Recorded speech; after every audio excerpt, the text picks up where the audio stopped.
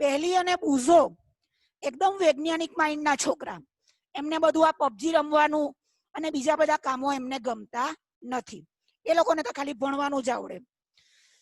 તો પહેલી આ વાત કરી એટલે બુઝોએ વાત કરી એમ કે હા, મારા દાદાના ખેતરમાં, ઘઉંના ખેતરમાં ફૂગ લાગી ગયેલી અને ફૂગ લાગવાને કારણે આખો ઘઉંનો પાક બગડેલો. આના પરથી એક જાણકારી એ મળી કે વનસ્પતિમાં પણ ફૂગ લાગવાને કારણે રોગ થાય છે. પછી એમણે વડીલોને પૂછ્યું હશે તો એમણે કીધું કે વનસ્પતિ બરાબર, પ્રાણી કે મનુષ્ય એમાં ફૂગને કારણે રોગ થાય છે. હવે બુઝોને પહેલી વિચાર કરે કે મશરૂમ જેવી ફૂગ ખાવા વપરાય અને ફૂગ રોગ પણ કરે. એટલે એમને એમના શિક્ષકે કે કોઈએ માહિતી આપી હશે કે એમણે જાતે વાંચ્યું હશે તો એમને ફૂગના 2 પ્રકાર મળ્યા. એક ફૂગ જે છે તે ઉપયોગી છે અને એક ફૂગ જે છે, એક ફૂગ તે નુકસાન કરે છે. બરાબર છે. ઉપયોગી ફૂગમાં શું છે કે યીસ્ટ જે બ્રેડ બનાવવા વપરાય, કેક બનાવવા વપરાય. બરાબર. મશરૂમ, તો આ મશરૂમ જે છે તેમાંથી વાનગી બને અને કેટલીક ફૂગ દવા બનાવવા માટે પણ વપરાય છે. તો આ બધી ઉપયોગી ફૂગ અથવા તો ફૂગના ફાયદા. શું કહેવાય? ફાયદા.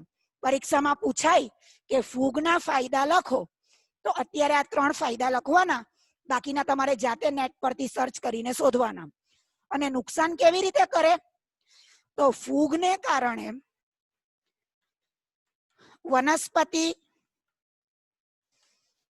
પ્રાણીઓ અને મનુષ્યોમાં રોગ થાય છે. શું થાય છે? રોગ થાય છે. વનસ્પતિમાં પણ થાય, પ્રાણીઓમાં પણ થાય અને મનુષ્યોમાં પણ થાય. તમને ખબર છે તમારા દાદી કે કોઈ ઘરના વડીલ વ્યક્તિ હશે એમ કહે ને કે ખરજવું થયું છે, દાદર થયું છે. તો એ દાદર, ખસ, ખરજવું એ મનુષ્યમાં થતા ફૂગને કારણે થતા રોગો છે. અત્યારે ચોમાસું આવશે ને, તમે જોજો જગે જગ ફૂગ લાગી જશે. ખાસ કરીને વનસ્પતિ પાસેથી પસાર થશો તો વનસ્પતિ પર પેલા બ્રેડ પર જોવા મળેલા એવા રૂ જેવા સફેદ સફેદ ધબ્બા જોવા મળશે. એ સફેદ સફેદ ધબ્બા એટલે તમારી ફૂગ. ખ્યાલ આવી ગયો બેટા? ચાલો આગળ વધીએ. હવે ફૂગ કેવી રીતે વિકાસ પામે? તમે કોઈ વખત ધ્યાન આપ્યું હશે તો એક નાનકડી જગ્યા પર ફૂગ લાગેલી હોય અને નાની જગ્યામાંથી ફેલાતી ફેલાતી આખી વસ્તુને તે કવર કરી લે છે. તો ફૂગ કેવી રીતે ફેલાય? તો ફૂગના જે બીજાણુ છે, ધ્યાન આપજો, ફૂગના બીજાણુ હોય. ક્યાંથી નીકળે તે જુઓ. અત્યારે મેં તમને આવું દોરીને બતાવ્યું, આ ટોપકા જેવું. આને કહેવાય બીજાણુ. ખ્યાલ આવી ગયો? આ બીજાણુ હવામાં તર્યા કરે. બહુ બારીક હોય, આપણને દેખાતા નથી, હવામાં તર્યા કરે. એમને જ્યારે કોઈ સપાટી મળી, આ સપાટી આ ભીની છે અને હુંફાળી છે, એવી કોઈ જગ્યા મળે તો આ બીજાણુ શું કરે? અહીંયા આવીને એના ઉપર લાગી જાય. બરાબર છે. હવે એમાંથી શું કરે? એ પોષણ મેળવે. શું મેળવે? પોષણ મેળવે. અને પોષણ મેળવીને 1, 2, 3, એકમાંથી અનેક બની જાય અને આખી વસ્તુને ઘેરી લે. આ રીતે ફૂગ આટલી જગ્યામાં લાગેલી હોય ત્યાંથી ઘણી બધી જગ્યાઓમાં ફેલાઈ જાય છે. સમજણ પડી ગઈ?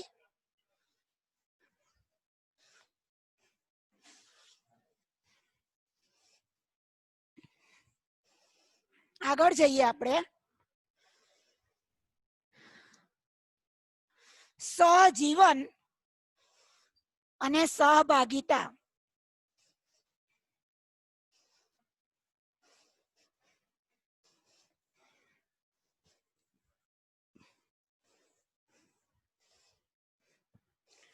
બરાબર. આગળ આપણે જોઈએ છીએ સહજીવન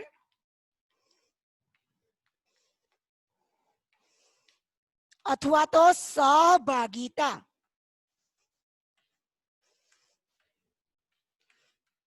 બરાબર. હવે જુઓ, આ સહજીવન કે સહભાગિતા જે છે એક પ્રકારનું ભાગીદારીનું કામ છે. એક એક્ઝામ્પલ આપું. કોઈ દિવસ તમારી મમ્મીને બહુ કામ હતું, ઉતાવળ હતી, સ્કૂલનો ટાઈમ થઈ ગયો. બરાબર. હવે ફાઈઝા ને ફહીમા, ફાઈઝાએ શું કર્યું?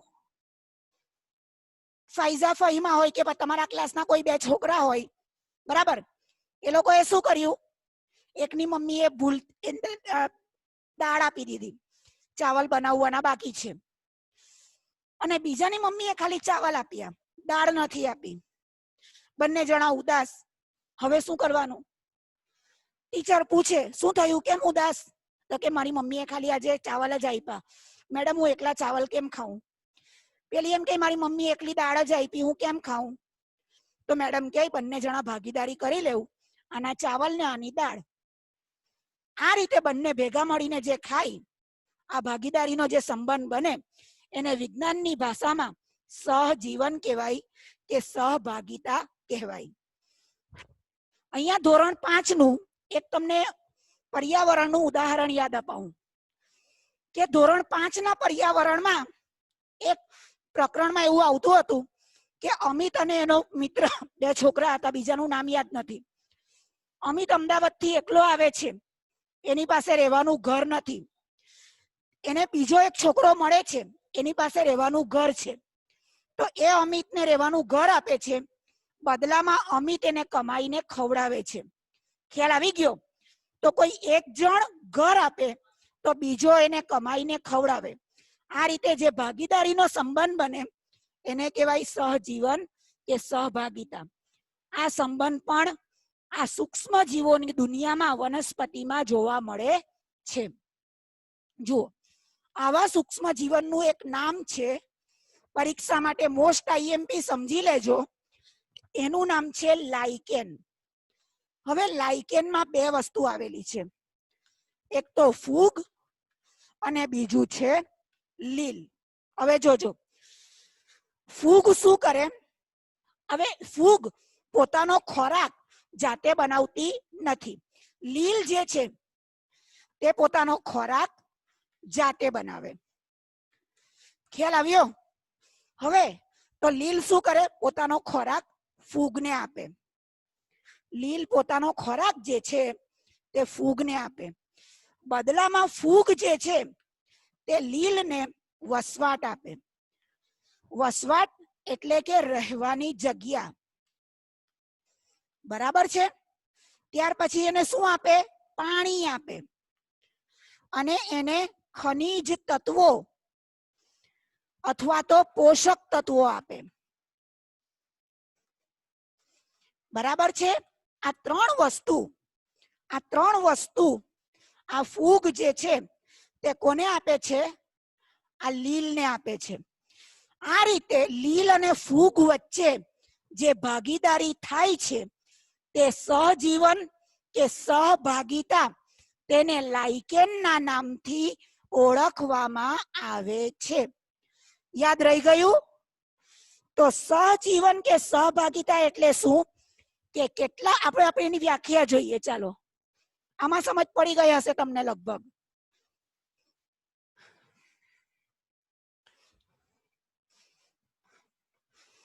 કેટલાક સૂક્ષ્મ જીવો,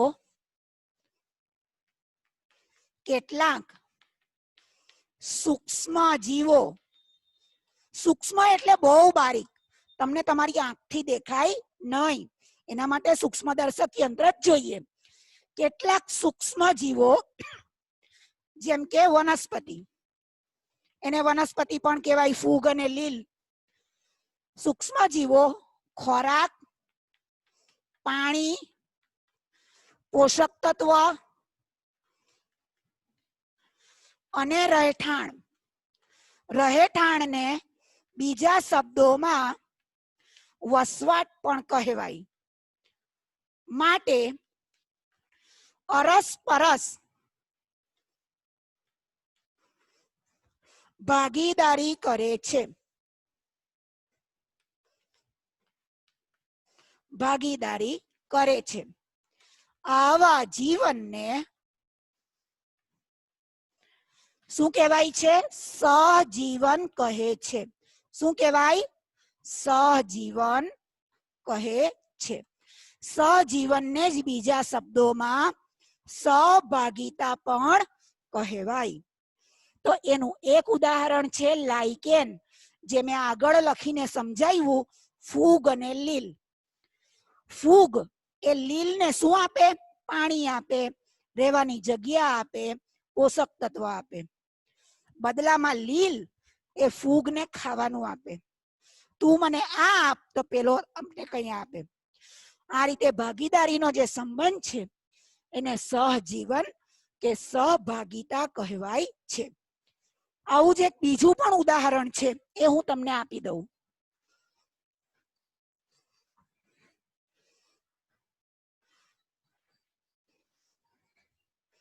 ચાલો આગળ. કઠોર વર્ગની વનસ્પતિ. કઠોળ કોને કહેવાય? તો કે મગ, વાલ, ચણા, વટાણા, આ બધાને આપણે કઠોળ કહીએ. આ જે કઠોળ વર્ગની વનસ્પતિ છે, આ વનસ્પતિના મૂળમાં કાલે જોયેલું એમ કયા બેક્ટેરિયા રહેલા હોય? Rhizobium bacteria. શું રહેલા હોય? Rhizobium bacteria.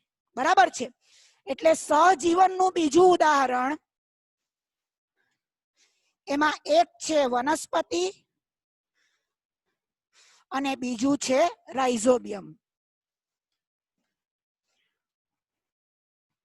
હવે જુઓ, વનસ્પતિ જે છે એ બેક્ટેરિયાને વસવાટ આપે.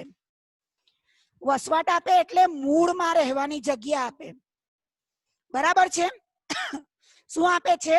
મૂળમાં રહેવાની જગ્યા આપે છે.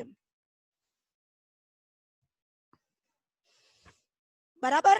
અને એને ખોરાક આપે છે.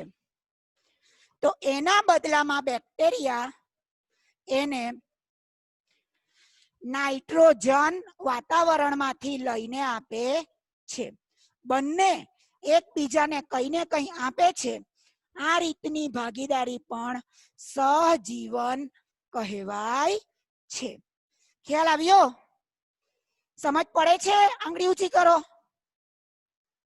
શું કહે છે સર? કોઈ સમજ પડી કે નહીં પડી? ઓકે, ચાલો.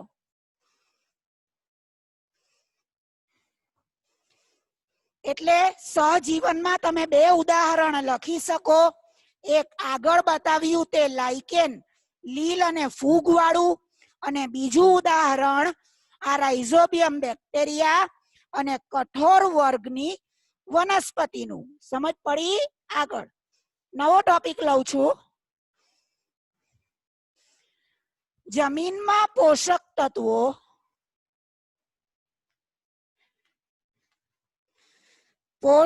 તત્વો ફરીથી કેવી રીતે આવે છે?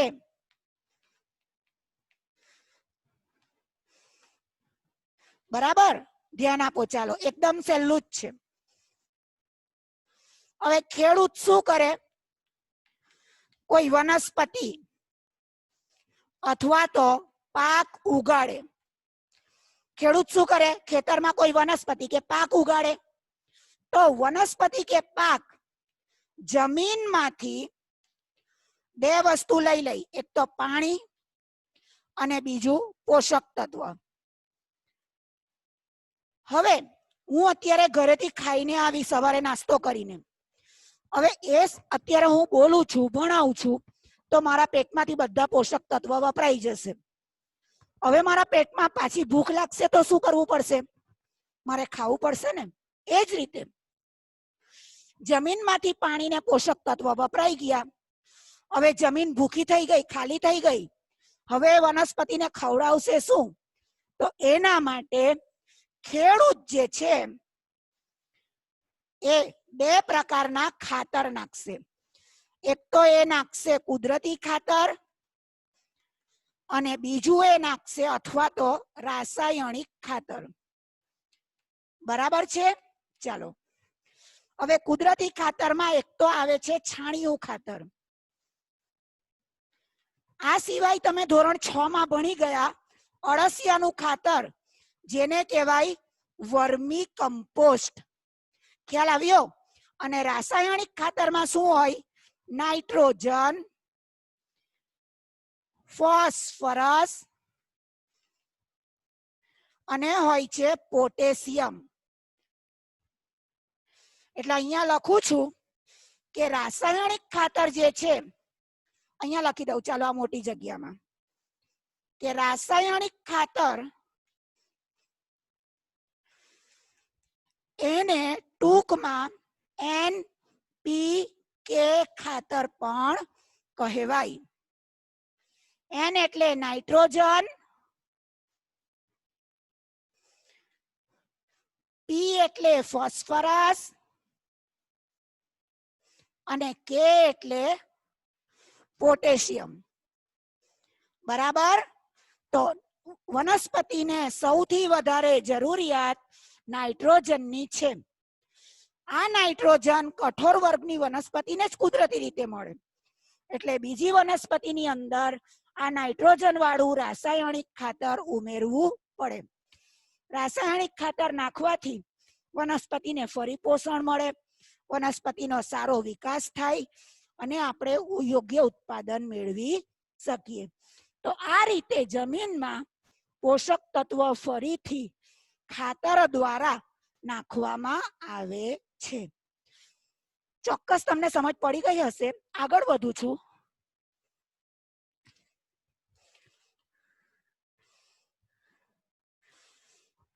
આપણે ગઈકાલે જોયું કીટાહારી વનસ્પતિ.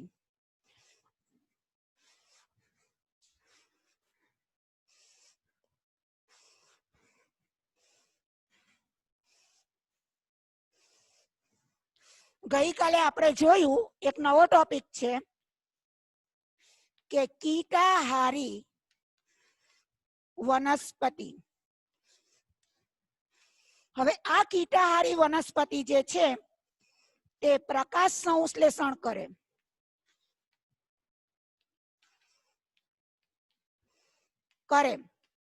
ખોરાક જાતે બનાવે. બરાબર છે? ખોરાક બનાવે, પણ તે સાથે સાથે કીટકોને પણ ખાય છે. ખબર પડી ગઈ? તો કીટકોને ખાય અને પોષણ મેળવે એટલે કીટાહારી વનસ્પતિનું બીજું નામ આંશિક પરોપજીવી પણ છે. ખબર પડી ગઈ? તો પરીક્ષામાં પૂછાય કે કીટાહારી વનસ્પતિને આંશિક પરોપજીવી કેમ કહેવાય? આંશિક એટલે થોડું ઘણું, પૂરેપૂરું નહીં. આંશિક એટલે કેવું? થોડું ઘણું, એમ અડધું પડધું. તો કીટાહારી વનસ્પતિ પ્રકાશ સંશ્લેષણ કરે, ખોરાક બનાવે, પણ એ કીટકોને પણ ખાય છે, બાકીના પોષક તત્વ મેળવે છે, એટલે તેને આંશિક પરોપજીવી પણ કહે છે. અહીંયા તમારું પ્રકરણ પૂરું થાય છે. જો તમને ન સમજ પડે તો વોટ્સઅપ પર પૂછી લેજો. જઝાકલ્લા અને મહેનત કરજો. આજે હું પ્રશ્નોને વોટ્સઅપ પર મૂકી દઈશ, એના જવાબ તમારે ડાયરામાં લખવાના છે. કે